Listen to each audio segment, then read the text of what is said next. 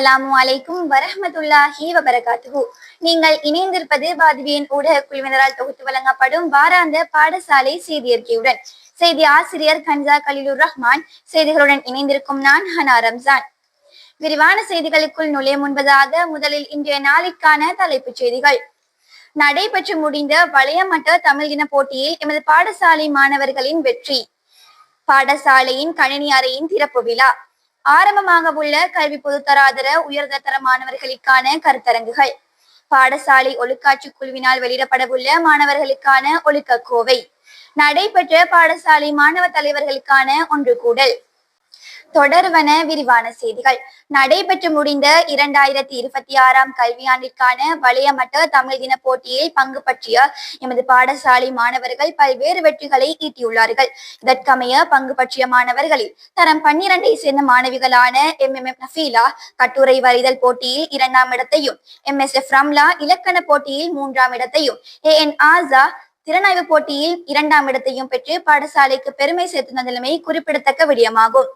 இம்மாணவர்களுக்கும் பயிற்றுவித்த ஆசிரியர்களுக்கும் பாடசாலை நிர்வாகம் வாழ்த்துக்களை தெரிவித்துக் கொள்கின்றது.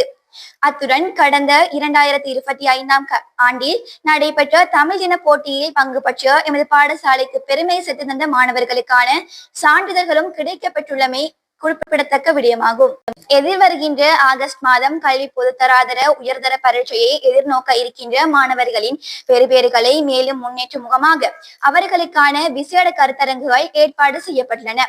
இதன் அடிப்படையில் இக்கருத்தரங்குகள் இவ்வாரம் சனிக்கிழமை 16ஆம் தேதி ஆரம்பிக்கப்பட உள்ளதாகவும், இத்தகைய பயன்மிகு கருத்தரங்குகளில் இம்மாணவர்கள் தவறாது கலந்து கொண்டு முழுமையான பயனை பெற்றுக் கொள்ளுமாறு பாடசாலை நிர்வாகம் கேட்டுக்கொள்கின்றது. பாடசாலை ஒழுக்காற்று குழுவினால் பாடசாலை மாணவர்களுக்கான ஒழுக்க கோவை ஒன்று வெளியிடப்பட உள்ளது.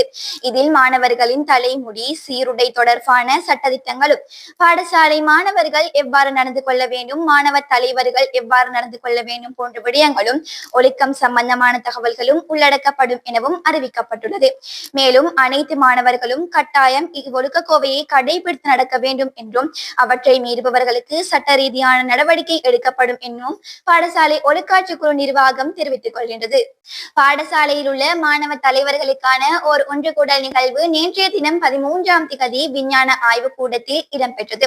இதன் போது எதிர்வருகின்ற ஜூன் மாதம் 4ஆம் தேதி நடைபெறவுள்ள மாணவ தலைவர்களுக்கான சின்னம் அணிவிக்கும் நிகழ்வு சம்பந்தமாக கலந்துரையாடப்பட்டதுடன் அதற்கான வேலை திட்டங்கள் தற்பொழுதிலிருந்து முன்னெடுக்கப்பட்டு வருவதாகவும் கூறப்பட்டது.